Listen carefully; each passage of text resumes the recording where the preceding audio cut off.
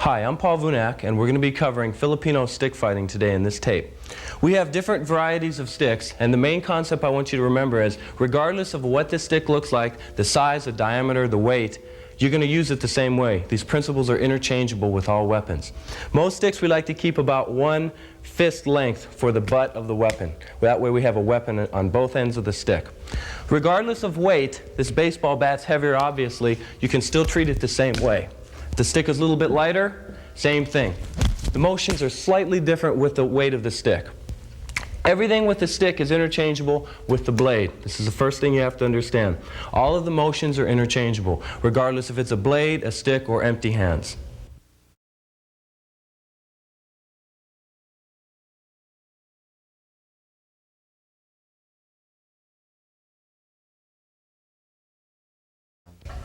Let me start off with giving you the basic way of how we're going to hold the stick. Now, you don't want to hold it in the middle. You don't have any leverage that way, so you want to get more toward one end. Some people like to go all the way down to the end of the stick. I prefer about 1 fist length. That way you can use the end as a butt also. You can use this as a weapon. Some people like 2 fists. Okay? This is a personal preference. There's stances, there's footwork, there's angulation. The stances, generally speaking, are not static. They're not a stance where you're down low and waiting here. It's not something where you're looking for a power base. You want to be up on your toes. I want you to think of yourself like a sports person, like a basketball player, where you can move, you do your jump shot, a running back. They don't have time to stop and see what lead is forward. See, I want you to move around in long range. I want you to think of yourself like a boxer, where you're continually sticking and moving. You have to keep moving on this range. But when you break in to close quarter range, this is when you can use your hand. You can use your checking hand. You can get down a little bit lower in that particular range.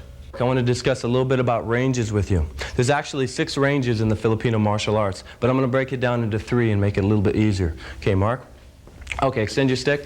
This is the first range. This is the longest range we have. We call this Largo Mano range. Largo Mano range is that his stick cannot hit my head, but my stick can hit his hand. We don't do any blocking in the Filipino martial arts. If we say an inside sweep or an outside deflection, it's always a hand smash. So in Largo Mano range, if he were to hit me, I smack the hand. This is going to disarm the stick, and this is our block. So in actuality, this would be on the hand. This is Largo Mano range. Now when I break in about 1 foot, we call this Sombrado range. What constitutes Sombrado range is that his stick can now hit my head. So therefore, if I go to smack his hand and miss, the stick is going to continue to hit my head. So I need to put in a checking hand. When he gives the number 1, this is my checking hand. I still smack the hand, but I've got to back up now. As soon as he fires this on, I've got this checking hand. The checking hand is very important in this range, Sombrado range. I can't reach with the butt of the stick though, so therefore we have a 3rd range. We break into what we call hubad. This is hubad range. This is the butt of the stick. Everything flies in this range. You have your headbutt, you have your knees, you have your elbow, you have the butt of the stick. So this range here is close quarter range, would be equivalent to trapping range. So our 3 ranges, once again, are Largo Mano, where his stick cannot hit my head, but I can hit his hand. Sombrado, where I can check now because his stick can hit my head. And hubad range, which is the butt of the stick. These are the 3 ranges I want you to stress right now. Now I'd like to elaborate a little bit about the footwork of the Filipino martial arts. Everything is predicated around triangles. The reason for a triangle is when somebody is wheeling a stick at you at 120 miles an hour, you've got to get to what we call 0 pressure. Now what is 0 pressure? 0 pressure is, let's say if a person starts out right here, an untrained fighter, he just cocks his stick back here. He starts out with his motion, it starts at, let's say, 10%. It goes 20, 30, 40, all the way up to 100. This is your most dangerous position. This is where you don't want to be. From here, we go back 90, 80, 70, back to 0 pressure. So you have 0 at the beginning of the strike and you have 0 at the end of the strike. The triangles enable you to get to that position a lot easier. Now, from this position, if an opponent comes in at me straight, I can angle at these different directions. Now, there are more triangles than these, but these are just some basic triangles that we want to help you with. When he comes straight in, if I zone to this position, this is the first triangle, so that would be this line right here, this angle. I can go out here, or I can come out this way. The second angle of attack, he comes in, I could zone at a 90. That would be right here. Or I could zone out at this side. So now we're using this person coming in and I'm zoning this way. Now, and then we have the rear triangle where you can zone out this way. And I want you to remember the purpose of the triangles, and that is to get you to zero pressure, to get you away from the force of the attack. This is very important. Now what I'd like you to do is I'd like you to use this without a weapon and just work the footwork by yourself at home. Just work the basic footwork. Okay? You're coming to all your different angles. Pretty soon you're not going to have to use this tape, but in the beginning it'll serve as a good training aid for you. All right, now what I'd like you to do is grab a stick and follow along with me. We're going to cover the 5 basic angles of attack. Now what I'm going to do is I'm going to give you a numbering system that you can use. That way when you're training you're not going to say, okay, hit me like this. What you'll do is you'll just say, give me an angle 2, and you know what's happening. Other than that, there's no other reason to name these angles. One other thing is you've got a million different numbering systems. This particular numbering system I'm going to keep very simple. We're going to keep it down to 5 angles. Okay, I want you to grab your stick. You have 1 fist length for the butt. Stand in a normal position. Step forward and hit with a diagonal down. This is what we call an angle number 1. Keep your hand on your chest, keep it out of the way, and it's easy to check from here. Okay? And now I would like you to step out with your left foot and hit with an angle 2. So we have an angle 1, and we have an angle 2. Okay, now we got the angle 3, which is you're stepping out with your right foot. Keep your hand on your chest. This is a horizontal blow. The first 2 were diagonal. Now your angle 4 is a horizontal backhand. I'm saying step out with your left, but you don't have to. You can step out with your right. Later on, you're going to change it. When you're sparring, you're not going to know where you are. This is just for training. Okay, now we have one more angle, and this is an angle 5. This is straight ahead. This is an angle 5. Okay, let's go through them all. 1, 2, 3, 4, and 5.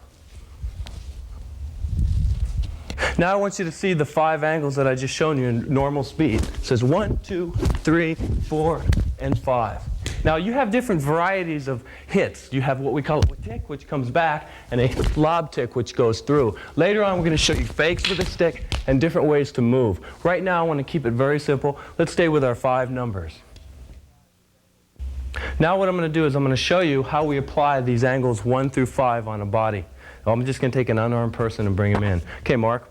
Now, we have the angle 1. The angle 1 can be right across at the temple, the tip of the stick. We always want to hit with about the last 4 inches of the stick.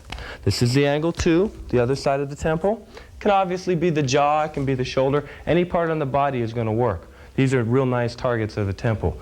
We have angle 3, which is on the elbow. This is the elbow. Angle 3. If the hands are up, we can take the hip. Doesn't matter. Now you say, well, what if I move up to the rib? Is that going to work? Yeah, that'll work too. Okay? The one thing you have to understand with a stick is anything works. Anywhere you hit them, anything's going to hurt. Okay? Then we have the angle 5. The angle 5 is straight ahead. Anywhere you want to go with it. If his hands are up, I can take an angle 1 straight to the hand. If he had a stick in his hand, I could use it just to disarm the stick. So you've got your basic positions on the body where you can hit. These are your primary targets. Just remember this, though. Everything works with a stick. Any target is applicable. Now that we've covered our basic footwork, our basic angulation, the triangle, different positions, we've got the basic 1 through 5 strikes, we covered the different ranges. What I'd like to do is I'm going to give you some drills to do in each one of these ranges. We're going to start out slow, and we're going to work our way up. First range we're going to cover is largo mano range. Remember, largo mano range, he can hit the hand, but he cannot hit the head. So they're outside of range of each other's head. Now these drills are all for basic coordination. These are drills to develop coordination. Think of a football player running the tires. You would never run tires in a game. It's for coordination. So keep this in mind. Okay, let's bring you guys in. Now we're going to take this 3 angles. Remember, you've got a lob tick, which follows through with the strike. And we have a watik, which comes back. So what we're going to do is we're going to be integrating these 3 hits. Okay, start in. Give me a number 1. Okay, number 1, stop. Okay, now pull through. Now low backhand. This is the watik. Back it up. And high backhand. Good. Again. 1, 2, 3. 1, 2, 3. And of course, we're going to add footwork to this drill. So what I would like you to do is look at this one more time slow, and then we're going to go normal speed. Ready? Slowly. Go. Again. Okay, work your way into normal speed. Ready? And go.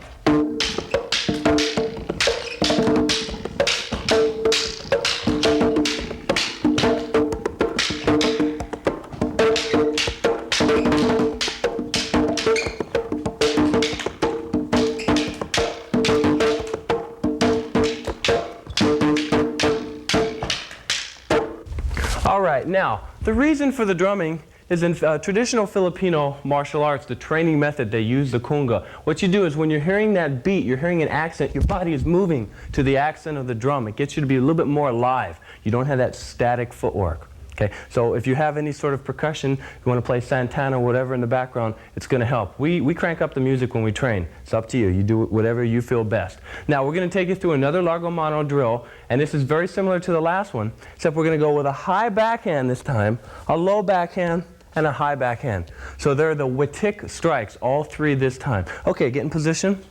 Nice and slow. High backhand, lock it out. Retract it. Low backhand. Retract it. And high backhand. And go back. Okay, normal cadence, but nice and slow. Ready? Go. 1, 2, 3. Again. 1, 2, 3. Okay, with footwork on the kunga. Ready? And begin.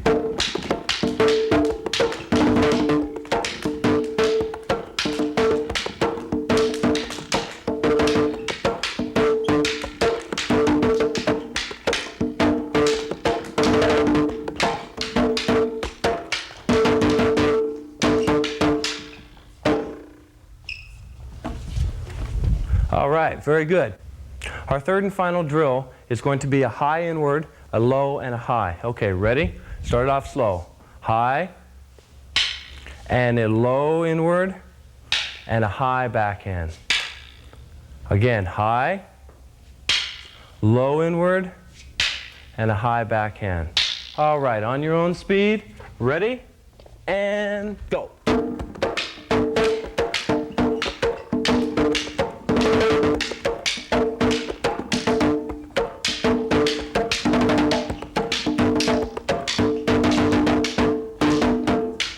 Good, break. Okay, what I would like to do is go through all three drills starting from the beginning, nice and slow. Let's start with our high inward, low backhand, high backhand. On my command, ready? High inward, low backhand, and high backhand. Good, again, ready? High inward, low backhand, and high backhand.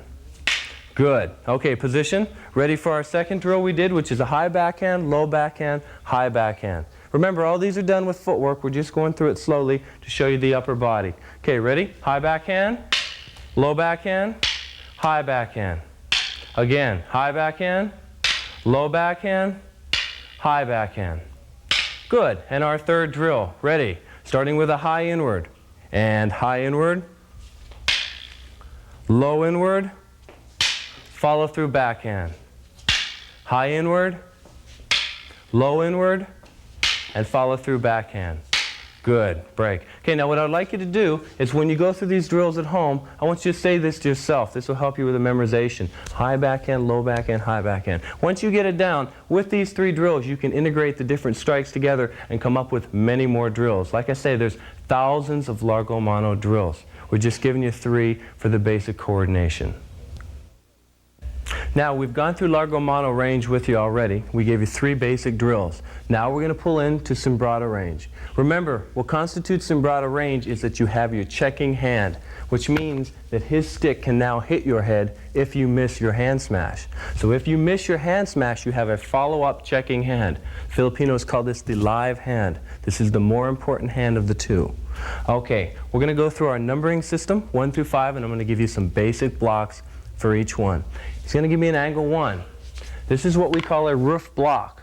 Now, this roof block is really a smash on the hand, so I'm going to call it a block for sake of a better word, but it's actually a hand smash. So when he comes in with this roof block, I'm going to zone out to this angle. Now the zoning is going to be all predicated on his energy. I'm just going to give you one basic angle, which is basically going away from the pressure of the blow. Once again, slow, roof block. This is if your point is down. He comes at an angle 1, you ascend your stick. It's really on the hand, and we have this as a checking hand. This is our checking hand. As a follow-up, I have a number of blows that I can do back at him. We're not getting into that quite yet. Okay, one more time. Roof block. Okay, normal speed. All right, one more time, real slow. This is our roof block. Now, if my point happens to be on this side of his stick as opposed to being down, and he comes in, I can't bring my stick down all of a sudden to do a roof block. I'm losing what Bruce Lee would call economy of motion. And we integrate the JKD with the collie when we train. So to keep our economy of motion, we have another block. So if my stick happens to be here, he comes in, this is an inside sweep. Once again, positioning, I'm angling off. I come across. Actually, it would be hitting the hand. I'm going to pass the hand, hit the stick for training, follow through. Notice where my stick follows through, under the arm. One more time, slow. Again. And normal speed. This is a good follow-up. All right, so we have two basic blocks on the number 1, the roof block and the inside sweep. Now we have an angle 2. When the angle 2 comes in, we're going to zone off at this angle, getting to 0 pressure of the strike. If my point happens to be up, we smack the hand, check, and hit. We call this outside deflection. Once again, slow. The first shot would be a hand smash. For training, we hit the stick. Okay, again, normal speed.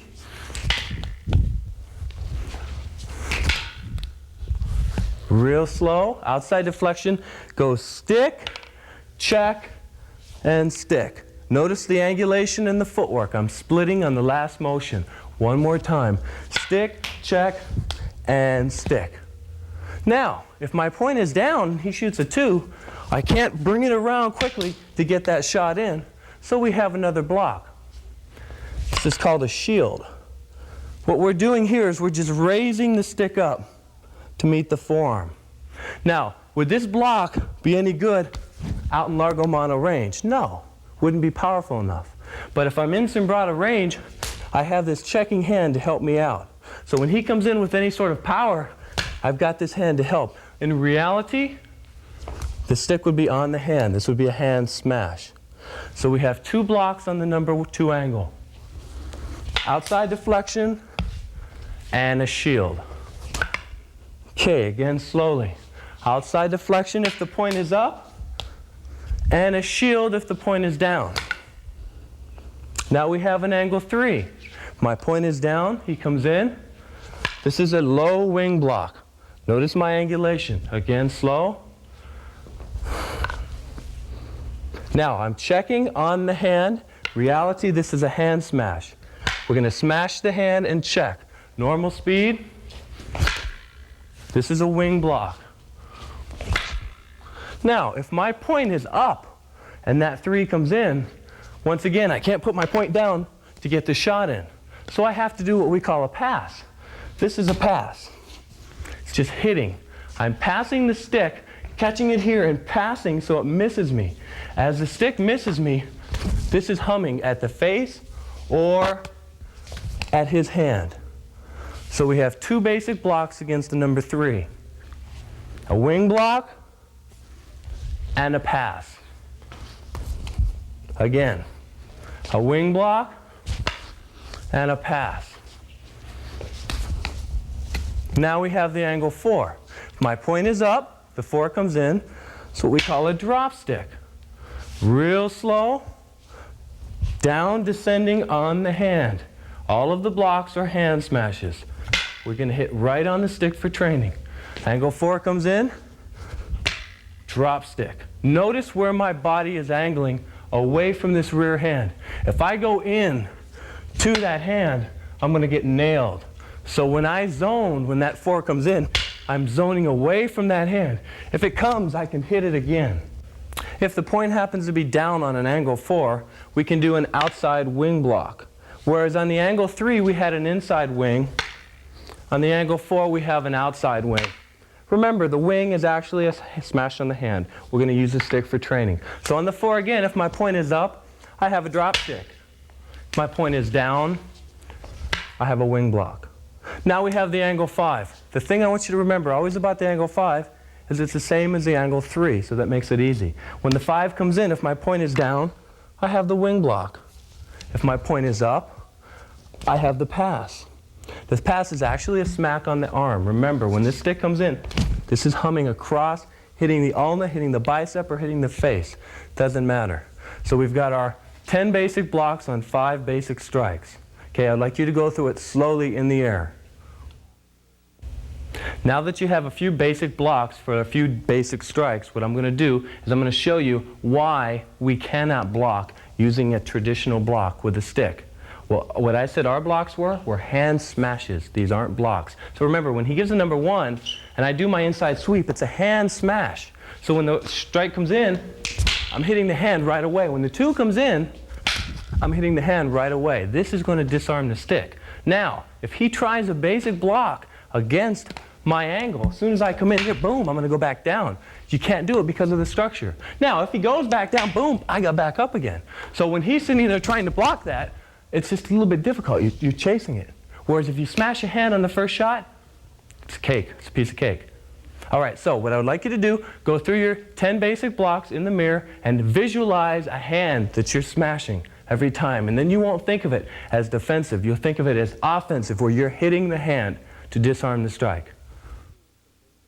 Now what I'd like to do is I'd like to take you through some basic disarms. When you disarm, I want you to think of one thing.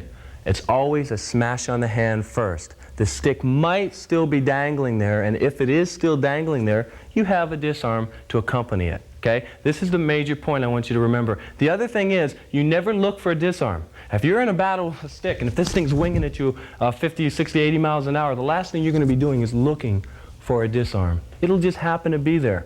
If it doesn't happen to be there, you don't go for it. When your hand's in a position that you're used to, you go, oh, here's a disarm, I'll try it. So I'm going to take you through 4 basic disarms. We're going to try to go nice and slow, and I want you to just pick it up on the side. Okay, you come in with a number 1, nice and slow. We have our roof block. From this roof block, this is what we call a snake disarm. If you watch my hand, it is circling around his hand. After I smack the hand, I circle around and pull it out at this point. After I pull it out, the hits are there. Now, the angle 1 will be coming in. I'm going to go through the first block I took you through, a roof block. When this roof block smacks the hand first, the hand is going to circle around the stick and pull out. This is called a snake disarm. Watch again slow. This is the roof block, circling around and pulling the stick out. One more time. We're circling counterclockwise, very slow. Smack that hand. Circle the stick around, and that's your disarm. Now I'm going to take you to another disarm. I'm going to give you 4 disarms. Remember, 4 disarms. This is a strip. When the number 1 comes in, I'm going to use the same block, the roof block. As I smack the hand, I grab the stick and I strip away with my other hand. Now, I can use any part of my arm to strip the stick with. It could be smack on the hand and use the butt. It could be the stick. It could be my forearm to tipping the stick as I follow through to come through with this. So all I'm saying is any part of the arm you can use to strip the stick. Now, we have another disarm. Is called a quick release. As I smack the hand, I'm going to circle to here. This is a switch. I come up under the arm, throw the stick down. This is a quick release. From the periphery, it looks like he's just dropping the stick, but he's not, because I've smacked the hand already. I've come around to here. As I come up, the pressure from me going down is against the thumb, the weakest part of the hand. That's the disarm. Now, the last disarm I want to show you is called a vine. A vine is if you follow through past his stick already. So as he gives the number 1, I've smacked the hand and gone past the stick. I insert mine here. This is when I pull out. That's when I can follow through with double stick. So once again, slow. He comes in. I smack the hand, grab the stick, and insert this for leverage. As I'm pressing down with the stick against the ulna, he has one choice, and that is to let go or take the pressure of this. That's when I pull it away.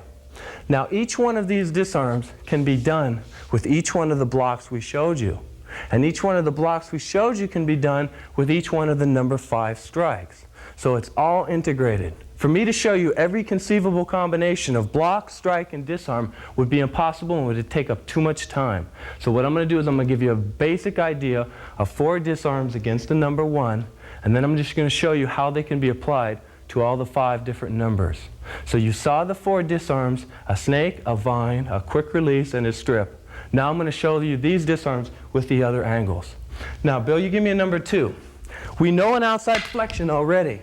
All I want you to do is insert the checking hand if this didn't disarm it already, and this is our snake. Okay, once again.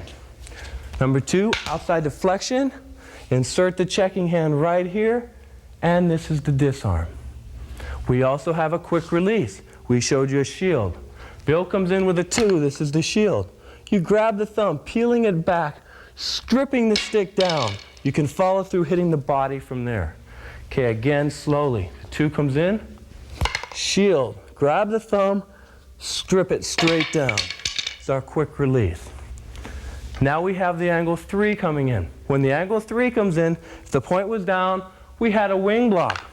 Right from here, you strip it down, and you can hit the face at the same time. This is a strip against an angle 3. Slow again. And then we showed a pass.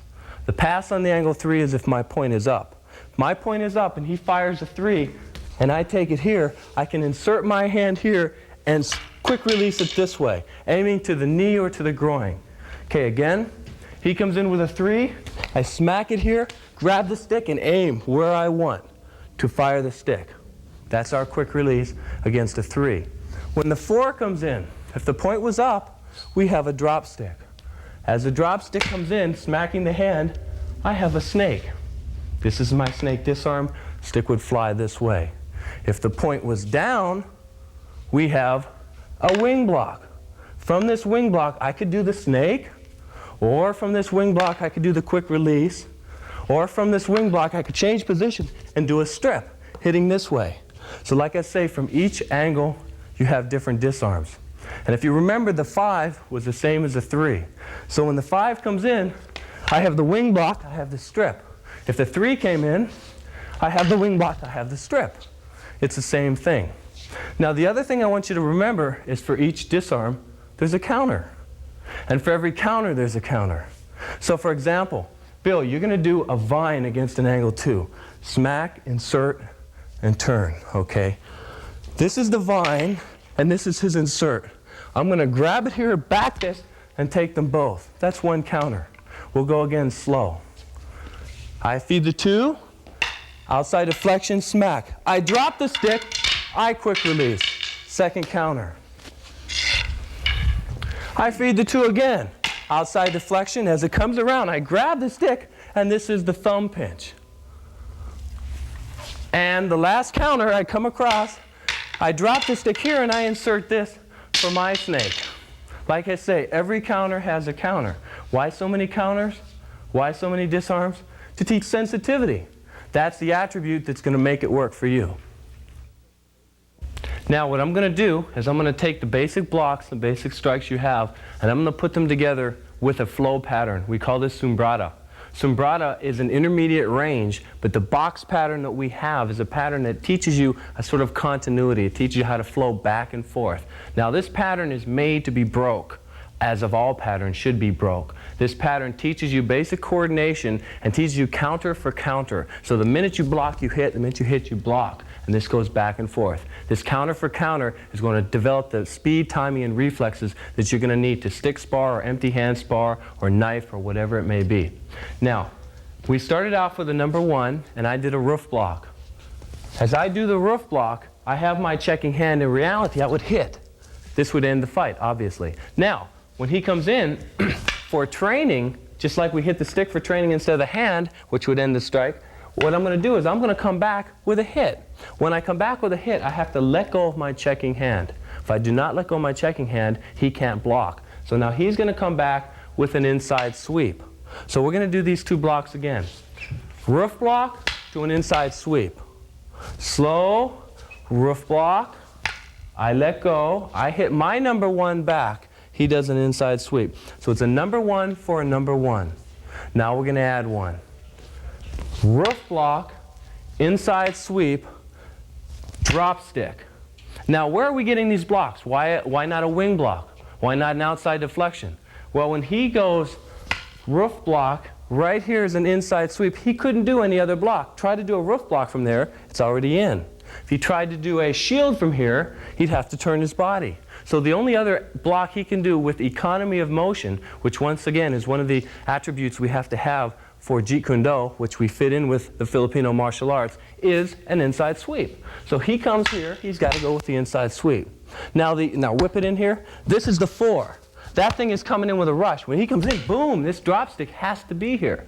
If I don't do a drop stick, and if I try to do any other block, it's going to be too late. As soon as he comes in with that, if I try to go down here, I'm not going to get it. So I have to just make one motion for one strike. That's the economy of motion. So we have a 1 for a 1, an inside sweep, and a 4.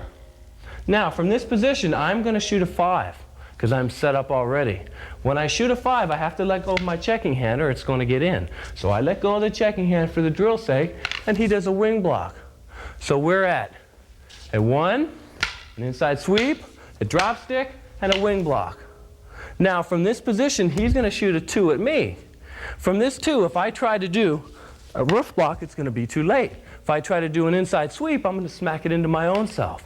So what I'm going to do from this position is a shield. This is why we taught the blocks that we taught. So it will flow along with this pattern.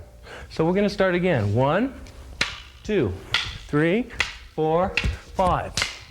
Now from here, all I'm going to do is I'm going to hit him with the 1, and he's going to do the roof block. This means we're starting the whole pattern over. I hit the 1, he does the roof. He hits the 1, I do the inside sweep. I hit the 4, he does the drop stick. And so on until we get back to this. Now it's on my side again. And so on. These are the blocks that we use, and this is the sombrata pattern. While you're doing your sombrata, I want you to remember that you can throw in any strike you want. Later you're going to break out of this box pattern. When you do your roof block, you don't have to shoot that 1 back. You can shoot another angle back. Then you get to the point to where you can freelance it. Then it'll look a little bit like this. When we're training here, he doesn't know what's going to come. I might come with a wide 3. I might come with a 4. I might pull it out here with a thrust. I might pull this thrust out. And we're just flowing.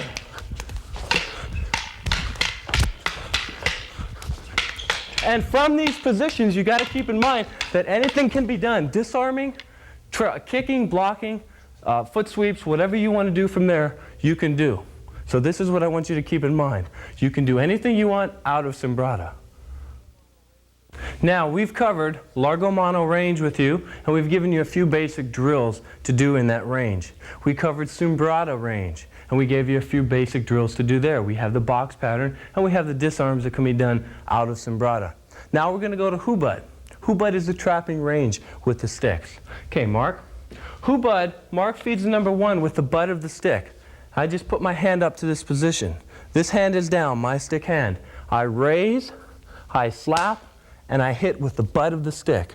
He does the same thing. Raise, slap, hit. Raise, let go at this point, turn it over, slap, and hit. This is a drill that develops sensitivity. As we're doing this raising, slapping, and hitting, this eventually will turn to a complete sparring match where we're in here struggling to try to get in, to put in the headbutt or the knee or the shoulder or the hip. Little things that are subtle that set up the weapon. So once again, slowly. Raise, slap, hit. Raise, slap, hit.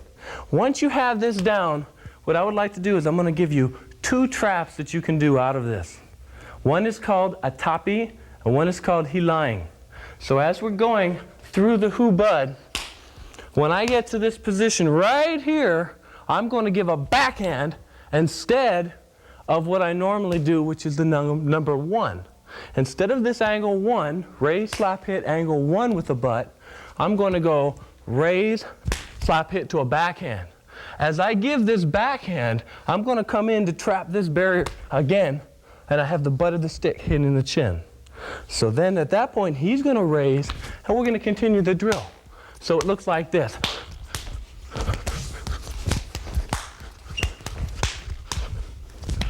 Now, if I feel his energy with his rear hand crossing past center line, I have to pull here to hit. Then I'm going to come back out here. We're going to go through the drill again. So once again, I'm coming in with the backhand to here, then I'm pulling to here, keeping a check on his stick hand. I'm going to come in with the butt, and we're going to start over. Now, many people compare the trapping hands of the Filipino martial arts to other trapping hands. One reason that they have to be right on, superior to any type of trapping hand, is that you have a weapon. And if that weapon hits you, you're out of commission. So therefore, if I come in here, and if I do a weak hilaing, or some people could call this lapsao, if I'm to this position, if it's weak, this is his shot. I'm out of commission. So when I get to this point, when I go here, this has to be powerful.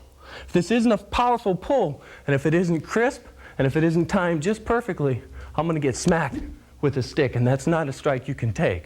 So once again, we're going to go slow. Raise, slap, hit. Raise, slap, hit. I get to this position, backhand. I have 2 options from here. One goes in, and one goes out. Then you just continue your drill. Okay? You try that slowly. If you don't have a partner, just visualize it in the air and go over it in the air in the mirror.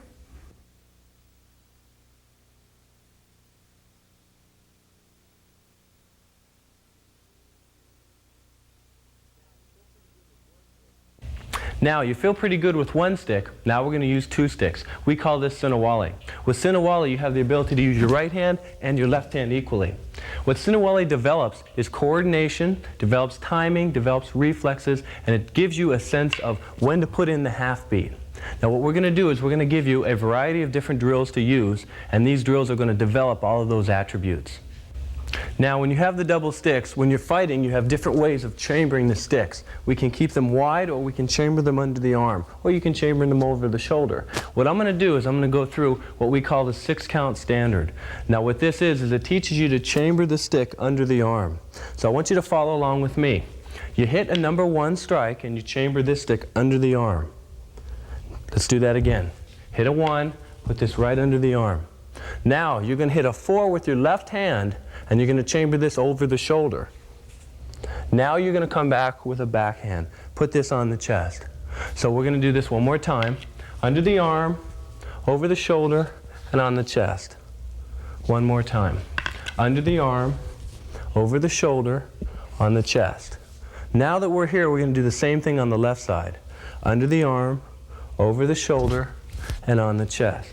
When you put those 2 together, we have the 6 count. There's a lot of variations you can do from here. We're going high, my point is high. We're going low, and we're going high. Later on, we're going to show you a lot more variations you can use. Go through this slowly. As you see, there's no stance. You just move around. You feel comfortable moving around without a stance. High, low, high, high, low, high. Okay, you try that. Good. Now do that again. High, low, high, high, low, high. This is normal speed. Now you can change the angles, all high or all low, or you can go high, low, low, or low, high, high. I'm going to go through a lot of variations with you.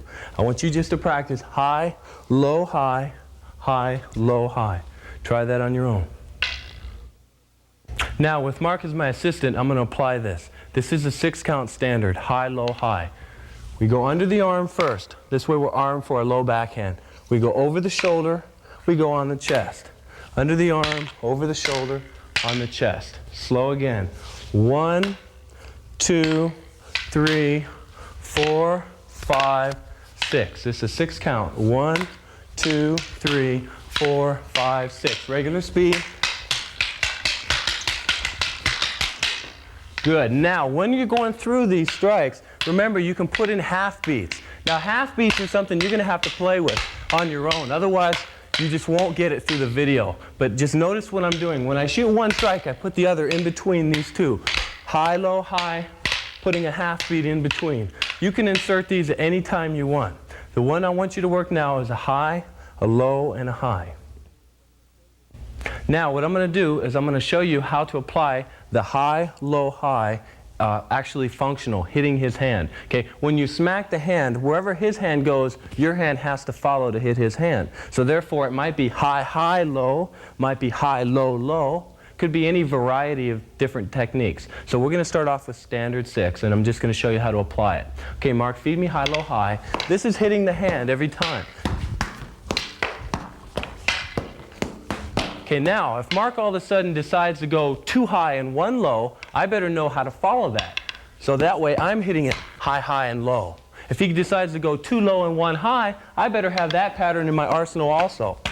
So therefore, you want to have a variety of different angles to attack.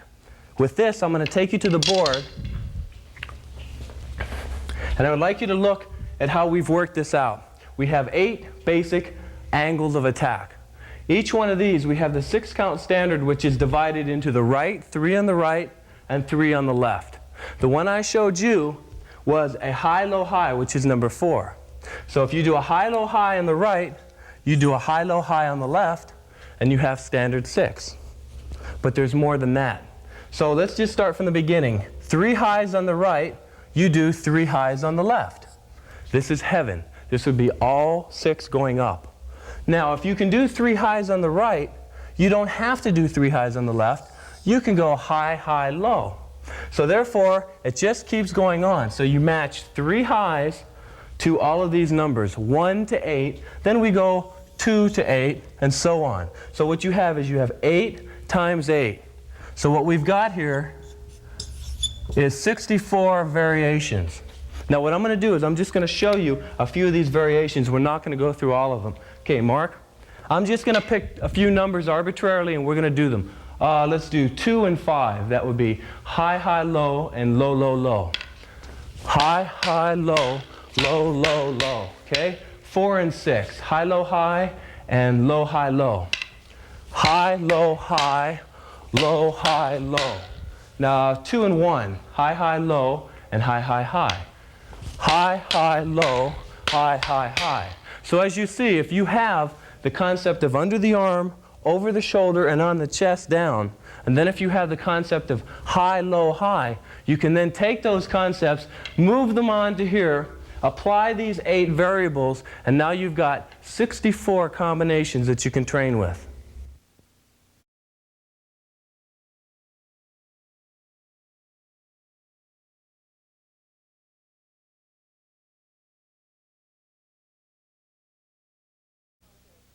Now we come to full contact stick sparring. I want you to notice the different ranges we're going to be using here. They're going to have long range, largo mano. They're going to break into sombrado range. It's going to be real quick. You've got to keep an eye out. And they're going to have puño range. They'll be kicking. They'll be able to use their rear hand.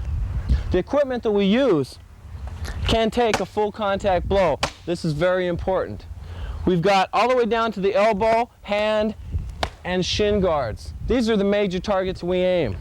A lot of times we'll put on the chest gear. This depends on the students or what type of training we want to do. So I want you to mainly keep your eye out on the ranges and how quickly they close and open. And also keep in mind that if we were actually hitting, each time the hand would get smashed, the stick would be disarmed. So when the hand does get hit with a stick, you're not going to notice that because we've got pads on. Full contact sparring is something you want to work your way up to. You should have your form down. You should have your footwork. You should have a basic base of attributes down already. You don't want to start this off unless you've been in the Filipino martial arts for at least 2 or 3 years. You want to work your way up to this particular level of sparring. Salute. Okay, begin.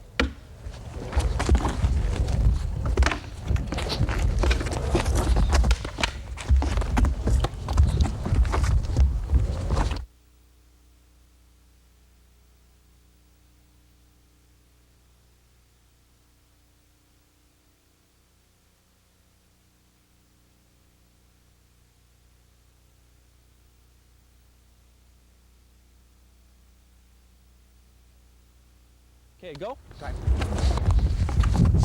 Probe with the stick.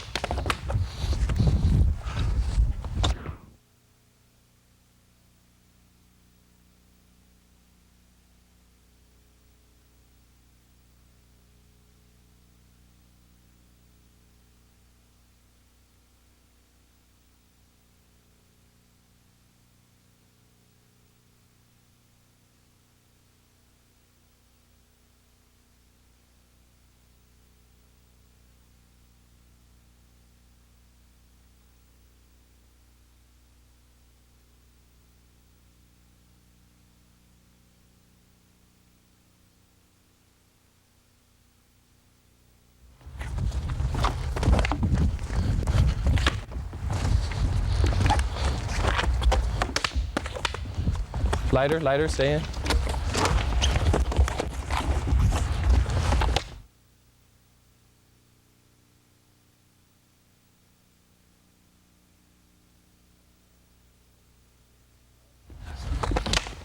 Lighter, lighter, stay in, get in the room.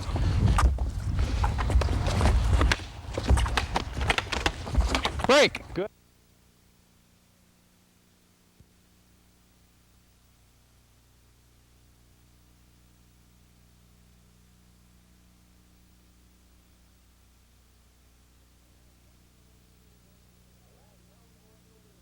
All right, now we're going to work a little bit of double stick. I want you to look at the fact that you're going to be working each hand equally. If one hand gets injured, we got the other hand to kick in. It's going to also promote lateral footwork, and I want you to look at the rhythm, the half beats and the timing. Okay, ready? Go.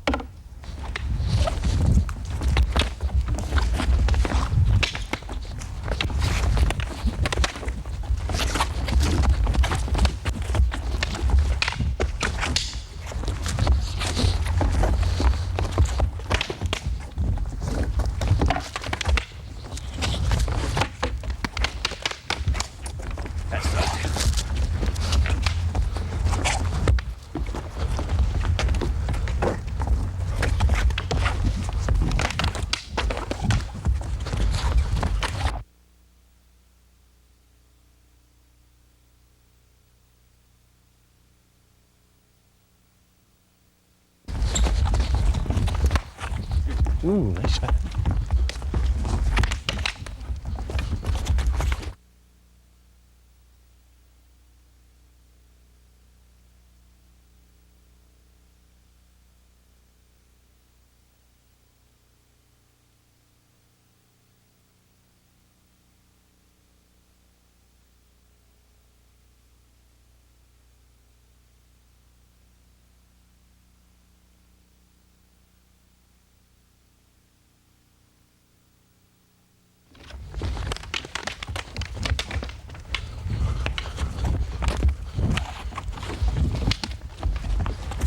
Break.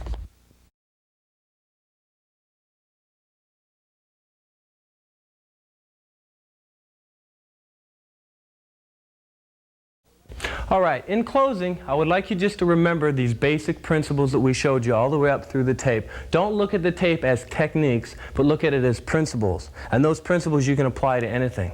You've got your long range, you've got your concept of continual movement.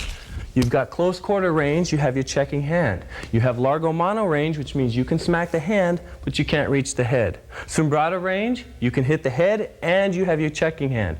And hubad range, which is your close quarter range. Then we worked a little bit of sombrado blocks. We have inside sweep, inside deflection, drop stick, shield, all your different blocks out of sombrado range. Then you have hubad. Hubad is your trapping. This is a close quarter fighting. With the butt of the stick, you can implement the headbutt, the elbow, and the knee. Then we went to double stick. We showed you a few variations with that. I just want you to know that if the Filipino martial arts are here, we've only just touched it. Now, also as a reference to help you to go along with this tape is the Filipino Martial Arts by Dan Inosanto. I highly recommend that book. So go through that, read that book, do what you can with this tape, and best of luck to you.